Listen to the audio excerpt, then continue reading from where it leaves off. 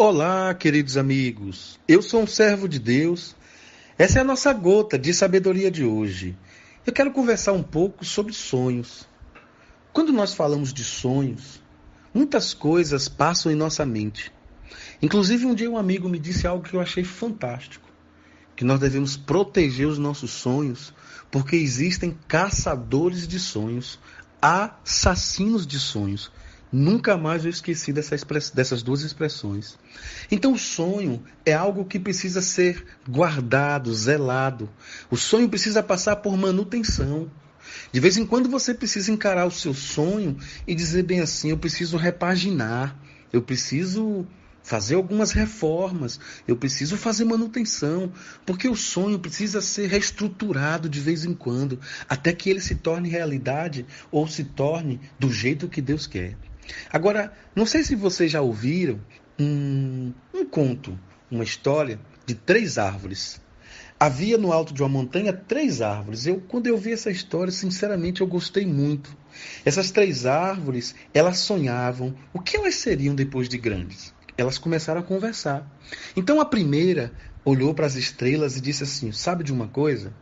Eu quero ser o baú mais precioso do mundo e viver cheios de tesouros de toda a humanidade.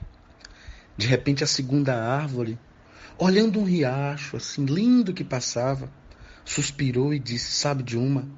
Eu quero ser um grande navio, mas um navio bem grande, para cruzar os mares e transportar reis e rainhas. A terceira árvore, olhando o sonho da primeira e da segunda árvore, olhou para aquele vale assim, distraidamente, e disse: quando eu crescer, eu quero ficar no alto de uma montanha. Quero crescer tanto, mas tanto, que as pessoas, quando elas olharem para mim, quando elas levantarem os olhos, eu quero que elas pensem na grandeza de Deus. De repente, a história segue. Os anos se passaram, as árvores cresceram, apareceram 3 lenhadores. Cada um cortou uma árvore. Sem saber, claro, do sonho daquelas árvores, elas foram cortadas. Lembra daquela primeira árvore? A primeira árvore, ela acabou se transformando num coxo de animais, coberto de alimento, de feno para os animais. A segunda árvore transformou-se num barco de pesca, transportando pessoas e peixes praticamente todos os dias. E a terceira, ela foi cortada em vigas e deixada lá num depósito.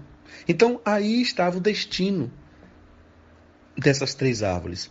Se você for pensar bem, elas estão muito distantes dos sonhos delas. Estão praticamente fora da rota do sonho delas. E agora? O que fazer? Elas estavam agora desiludidas, lamentavam muito o seu destino. Mas de repente, numa noite, o céu tomado por estrelas, uma jovem mulher colocou seu bebê recém-nascido naquele coxo. De repente, aquela árvore percebeu que continha no seu interior o maior tesouro do mundo, era o Salvador da humanidade. Logo em seguida, aquela segunda árvore transportou um homem que acabou por dormir naquele barco. E quando uma tempestade quase afunda, sucumbe aquele barco, o homem levantou-se e disse: aquietai-vos. E imediatamente as águas, a tempestade se acalmou. E aquela árvore entendeu que transportava em si, no seu interior, o Rei dos céus e da terra. Tempos mais tarde, numa sexta-feira, a terceira árvore entra em ação. Espantou-se quando as suas vigas foram unidas, transformadas numa cruz. Um homem foi pregado nela e esse homem sofria muito. E aquela árvore sentiu-se muito mal, horrível, vendo o sofrimento daquele homem. Mas logo em seguida, aquele homem que estava naquela árvore não era qualquer homem, era o Salvador da humanidade. Sabe de uma coisa? Eu aprendi muito com essa história porque às vezes nós projetamos os sonhos. E nem sempre os nossos sonhos são os sonhos de Deus. Romanos 12, 1 e 2, é muito lindo esses versículos, leia depois. Mas no finalzinho diz assim que nós devemos mudar a nossa mentalidade para experimentarmos qual seja a boa, a agradável e a perfeita vontade de Deus. Nós precisamos perceber isso. Os pensamentos de Deus são melhores que os nossos pensamentos. Os sonhos de Deus são melhores do que os nossos sonhos. Pai, nós temos muitos sonhos. Quantas pessoas escutando essa gota podem ter sentimento de frustração porque os sonhos não foram realizados?